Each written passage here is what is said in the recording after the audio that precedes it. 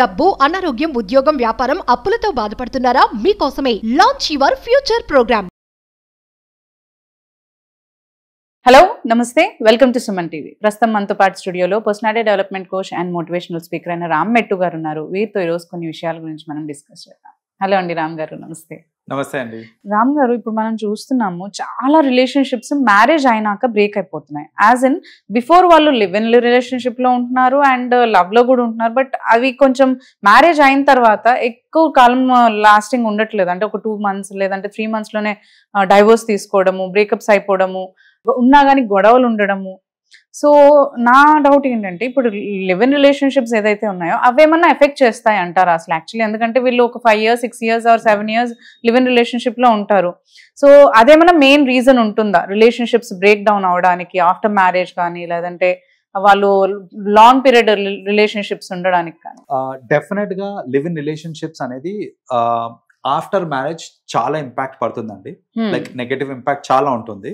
మీరు ఒక పర్సన్ తోటి లివ్ ఇన్ లో ఉండి అదే పర్సన్ ని మ్యారేజ్ చేసుకోవడం వేరు, ఒక పర్సన్ తోటి లివ్ ఇన్ లో ఉండి ఇంకొకరిని మ్యారేజ్ చేసుకోవడం వేరు. ఇప్పుడు మీరు సేమ్ పర్సన్ ని మ్యారేజ్ చేసుకున్నా కూడా అఫ్ కోర్స్ దానికి కొన్ని నెగటివ్స్ ఉంటాయి. బట్ జనరల్ సినారియో ఏంటంటే, లివ్ ఇన్ ఒకరితో ఉంటారు, at the end of the day marriage ఇంకోరితో అవుతూ ఉంటుంది. మోస్ట్ కేసెస్ చూసుకుంటుంటాం మనం. సో ఎందుకు అలా అంటే, లివ్ ఇన్ అనేది mostly we get to see youngsters ఎక్కువ మటుకు లివ్ ఇన్ లో ఉంటా ఉంటారు. వాళ్ళు కాలేజ్ లో చదువుకునే టైంలో కానివ్వండి, లేదా జస్ట్ ఇప్పుడిప్పుడే వర్క్ ఆర్ కెరియర్ స్టార్ట్ చేసిన వాళ్ళు ఉంటారు. సో వాళ్ళందరూ ఏంటంటే మోస్ట్లీ లివ్ ఇన్ రిలేషన్షిప్స్ లో ఉంటూ ఉంటారు. 2 consequences మాట్లాడుకుందాం అయితే. మనకంటే సేమ్ పర్సన్ ని మ్యారేజ్ చేసుకున్నా ఎలా ఉంటుంది, లేదంటే అదర్ పర్సన్ ని మ్యారేజ్ చేసుకున్నా ఎలా ఉంటుంది? షూర్ అండి. So in that case general గా లివ్ ఇన్ లో ఉండి సేమ్ పర్సన్ ని కనుక మనం మ్యారేజ్ చేసుకుంటే వచ్చే బెనిఫిట్స్ ఏంటి అని అంటే, ప్రాపర్ అండర్స్టాండింగ్ అనేది అప్పటికి ఏర్పడి ఉంటుంది. కాబట్టి ఇద్దరు కలిసి ఉన్నారు, కలిసి ఉన్నప్పుడు ఏంటంటే they know in and out about each other. So ఇందులో దాచిపెట్టడానికి ఏం లేదు. సో ఒక పర్సన్ గురించి నాకు మొత్తం తెలుసు, అయినప్పటికీ నేను ఆ పర్సన్ ని మ్యారేజ్ చేసుకోవడానికి రెడీగా ఉన్నాను అని అంటే, ఆ మ్యారేజ్ బ్రేక్ అయ్యే ఛాన్సెస్ చాలా తక్కువ. దెన్ వై బ్రేకప్స్ అవుతాయి? ఎందుకు మరి డైవర్సెస్ అవుతున్నాయి మరి రిలేషన్షిప్స్ ఉన్న తర్వాత కూడా? ఎందుకు బ్రేకప్ అవుతుంది అని అంటే, ఇప్పుడు చూడండి, లివ్ ఇన్ లో ఉన్నంత కాలము it's a secret relationship, right? So when it's secret relationship, it is between just 2 individuals అంతే, నీకు నాకు సంబంధించిన దిస్ థింగ్ అంతే. And when it comes to the responsibility, it is like no legal bonding is there. అట్లా responsibilities ఏం లేవు అక్కడ. అదే ఇద్దరికి పెళ్ళైన తర్వాత ఏంటంటే, ఇప్పుడు families are involved in it, right? When families are involved, general గా ఏంటంటే గొడవలు వేరే రీజన్స్ వల్ల రావచ్చు.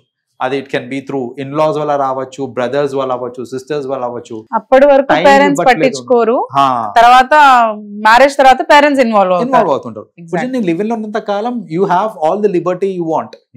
నువ్వు ఏం బట్టలు వేసుకుంటావో వేసుకో, ఎట్లుంటావో ఉండు, నాకు సంబంధం లేదు. I'm okay with it. వండినా వండకపోయినా, క్లీనింగ్ ఉన్నా లేకపోయినా, they will adjust. Fine, absolutely. అదే గనక పెళ్ళైన తర్వాత ఇల్లు నీట్గా లేకపోయినా నువ్వే దానికి కారణము, నేను సరిగ్గా లేకపోయినా నువ్వే కారణం, అవును నువ్వే మార్చేసినావు అని అంటారు. So at the end of the day వండకపోయినా ప్రాబ్లమే, ఏం బట్టలు వేసుకుంటున్నావు, ఎవరితో ఉంటున్నావు, ఏం చేస్తున్నావు, ఇవన్నీ పట్టించుకుంటారు. అండ్ ఉమెన్ కి కూడా కంప్లైంటింగ్ వచ్చేస్తుంది, నేను ముందు ఇలాగే ఉండేదాన్ని, నువ్వు యాక్సెప్ట్ చేసావు, ఇప్పుడు ఎందుకు యాక్సెప్ట్ చేయట్లేదు, మీ వరకు నువ్వు చెప్పుకో.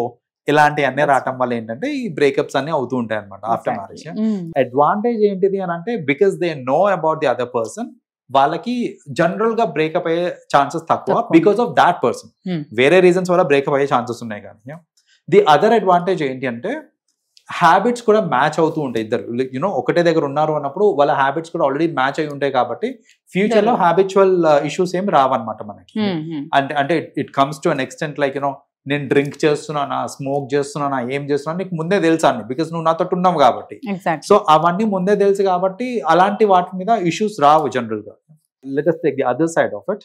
నేను ఆల్రెడీ ఒక పర్సన్ తోటి రిలేషన్షిప్ లో ఉండి, or when I was live in relationship లో ఉండి, తర్వాత నేను వేరే పర్సన్ ని పెళ్లి చేసుకున్నాను అనుకోండి, చాలా ప్రాబ్లమ్స్ వస్తాయి మనకి. ఆ ప్రాబ్లమ్స్ లో ప్రైమ్ ప్రాబ్లం ఏంటిది అని అంటే, కంపారిజన్ ఇష్యూ వస్తుంది, రైట్? సి, నేను ఒక పర్సన్ తోటి ఉన్నాను, లైక్ పొద్దు నుంచి రాత్రి వరకు ఆల్మోస్ట్ లైక్ ఇయర్స్ టుగెదర్ నేను కలిసి ఉన్నా ఒక పర్సన్ తోటి. నా ఇంకొకరితో పెళ్ళైనప్పుడు ఏంటంటే, వీళ్ళు నాతో ఉండే తీరు, వీళ్ళు నాకు చూపించే ఎఫెక్షన్, ఇవన్నీ కూడా ఏంటంటే సమ్వేర్ కోరిలేట్ అవుతూ ఉంటది. Every time they compare from morning లేచినప్పటి నుంచి ప్రతి ఇష్యూకి దే కంపేర్ చేస్తూ ఉంటారు. చేసినప్పుడు ఏమవుతుంది అని అంటే అక్కడ రెస్పాన్సిబిలిటీ లేని రిలేషన్షిప్ అది, ఇక్కడ రెస్పాన్సిబిలిటీస్ తో కూడిన రిలేషన్షిప్ ఇది. సో మీరు ఏంటంటే మీరు పెళ్లి చేసుకున్న తర్వాత, వేరే పర్సన్ పెళ్లి చేసుకున్న తర్వాత మీకు వచ్చే రిస్ట్రిక్షన్స్ కానివ్వండి, లేకపోతే ఆ comparison most of very different ఉంటుంది. ఇప్పుడు నేను ఒక అమ్మాయిని పెళ్లి కాకముందు ఇంప్రెస్ చేయడానికి నేను పెట్టే ఎఫర్ట్స్ వేరు, పెళ్లి అయినాక అదే అమ్మాయిని ఇంప్రెస్ చేయడానికి రైట్. సో ఇక్కడ ఏమంటే అరే వీడేంది నన్ను పట్టించుకోవట్లేదు, వాడైతే అసలు నన్ను వదలకుండా ఉండేటోడు. And comparison in terms of sexual comparison కూడా వస్తూ ఉంటుంది. Like the kind of pleasure that he use to give, ఇతను నాకు ఇస్తలేడు. సో ఇలాంటివన్నీ ఇట్లాంటి వేరియస్ కంపారిజన్స్ వస్తుంటాయి అనమాట. సో ఖర్చు పెట్టే తీరు కానివ్వండి, వాడైతే విచ్చలవిల్లి ఖర్చు పెడుతుండే, వీడు పెడతలేడు. సో ఇలాంటివన్నీ, ఎందుకంటే ఇక్కడ ప్లానింగ్ ఉంది, ఇప్పుడు ఫ్యూచర్ ప్లానింగ్ అవ్వచ్చు, మన పిల్లలు కావచ్చు, తల్లిదండ్రులు కావచ్చు, ఏదన్నా కావచ్చు, రెస్పాన్సిబిలిటీస్ ఉన్నాయి. కాబట్టి ఆబ్వియస్లీ పెళ్లి కాకముందు మనం పెట్టిన ఖర్చు దాని తీరు వేరుంటది, పెళ్ళి అయినాక మనం ఖర్చు పెట్టే తీరు వేరుంటుంది. అది తెలియకుండా ఏంటంటే ఈ కంపారిజన్ అనేది అవుతూ ఉంటుంది, and that will bring down అనమాట. So that way freedom space ఇచ్చే రీజన్స్ వల్ల కూడా అయి ఉండొచ్చు, అందులో కూడా కంపారిజన్ వస్తుంది. ఆబ్వియస్లీ ఇప్పుడు నాకు అప్పుడు చాలా ఫ్రీడమ్ ఉండేది, ఇప్పుడు ఫ్రీడమ్ లేదు అనేసి. సో దీని వల్ల ఏమవుతుంది అంటే ఈ కరెంట్ రిలేషన్షిప్ అనేది డ్యామేజ్ అవుతూ ఉంటుంది అనమాట. లైక్ ఈ ఎందుకు అనవసరంగా పెళ్లి చేసుకున్నా, పెళ్లి కాకముందే మంచిగా ఉండే, నేను పెళ్లి చేసుకొని తప్పు చేశాననే థాట్ వస్తుంది చూడండి. వచ్చిన దగ్గర నుంచి ఏంటంటే the relationship will fall apart అనమాట, like from both sides. So that is another reason. ఇంకొక ప్రైమ్ రీజన్ చెప్తానండి.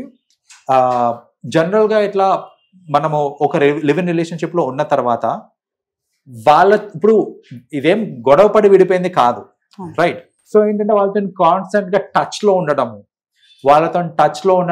ఆల్రెడీ వాళ్ళతో ఫిజికల్ రిలేషన్షిప్ అవన్నీ ఉన్నప్పుడు ఏంటంటే వాళ్ళతో టచ్ లో ఉన్నాము అని అంటే ఎక్కడో చోట డౌట్ అనేది క్రియేట్ అవుతుంది, హస్బెండ్ కి కానివ్వండి, వైఫ్ కి కానివ్వండి, క్రియేట్ అవుతుంది. ఆ డౌట్స్ క్రియేట్ అయినప్పుడు దానికి ప్రాపర్ రీజనింగ్ కనుక ఇచ్చుకోలేకపోయినారు, లేదా ఫర్దర్ ఇంట్రాగేషన్ లో తెలిసింది అనుకోండి దట్ దే హ్యాడ్ వాళ్ళ ఒక రిలేషన్షిప్ లో ఉండినారు ఇంతకు ముందు అనేసి, that's definitely going to impact their current relationship. I'll tell you and ఒక రీసెంట్ ఎగ్జాంపుల్ చెప్తాను నేను. ఒక అమ్మాయికి she got a text message from someone, like ఏది మన వాట్సాప్ మెసేజ్. పెళ్లి అయిపోయిన తర్వాత వాట్సాప్ మెసేజ్ వచ్చింది. ఆ అమ్మాయి ఏంటంటే చాటింగ్ చేసి మొత్తం చేసేసి ఆ చాట్ ని మొత్తం డిలీట్ చేయకుండా చాట్ ని క్లియర్ చేసింది. She clear the chat, she did not delete the entire chat. So chat clear చేసినప్పుడు ఏమవుతుంది అని అంటే ఆ పర్సన్ ది పేరు పైననే ఉంటది, కానీ లోపలికి వెళ్ళి చూస్తే మెసేజెస్ ఏమి ఉండవు. So she deleted all the messages అంతే. సో వాళ్ళ హస్బెండ్ మొబైల్ తీసుకున్న తర్వాత చూస్తే జస్ట్ మామూలుగా క్యాజువల్ గా చూస్తే దానిలో మెసేజెస్ ఏం లేవు. మెసేజెస్ ఉన్నా బాగుండు, అసలు మెసేజ్ ఏం లేవు అందులో. మెసేజెస్ ఎందుకు లేవు అని క్వశ్చనింగ్ చేస్తే తెలియక క్లియర్ చేశాను నేను అని ఏదో she tried to convince, but అదని కన్విన్స్ కాలేదు. అండ్ టెక్నాలజీ ఎంత అడ్వాన్స్డ్ ఉందనంటే ఆ అబ్బాయి ఆ పర్టికులర్ చాట్ ది బ్యాకప్ మొత్తం తీపిచ్చాడు. ఆమె క్లియర్ చేసింది సరే, బ్యాకప్ మొత్తం ఆ నంబర్ కున్న బ్యాకప్ మొత్తం తీస్తే then he got to understand that ఈ అమ్మాయికి ఆ అబ్బాయికి స్టిల్ సెక్షువల్ కాన్వర్సేషన్స్ కూడా అవుతూ ఉన్నాయి, వీడియో కాల్స్ అవుతూ ఉన్నాయి, ఆడియో కాల్స్, రెగ్యులర్ మీటప్స్ అవుతూ ఉన్నాయి. ఇవన్నీ ఆ చాట్ హిస్టరీలో వాళ్ళకి బయటపడింది అనమాట.